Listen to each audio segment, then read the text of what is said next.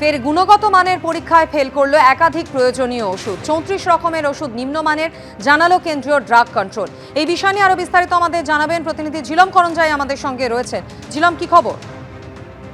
একদমই, কেন্দ্রীয় ড্রাগ কন্ট্রোলের তরফ থেকে জানানো হচ্ছে যে 34 রকমের ওষুধ যেগুলো সেপ্টেম্বর মাসে নমুনা সংগ্রহ করা হয়েছিল, তার প্রথম তালিকায় দেখা যাচ্ছে এই ওষুধগুলোর মধ্যে 34 রকমের ওষুধের এই যে নমুনা, সেইগুলো গুণগত মান খারাপ। এর মধ্যে বেশ কিছু ওষুধের ক্ষেত্রে দেখা যাচ্ছে যেগুলো প্যাকেট খুললেই গুঁড়ো হয়ে যাচ্ছে, বেশ কিছু ওষুধের ক্ষেত্রে দেখা যাচ্ছে যেগুলোর মধ্যে যে ফর্মুলেশন থাকার কথা সেই ফর্মুলেশনের মান ঠিক নেই।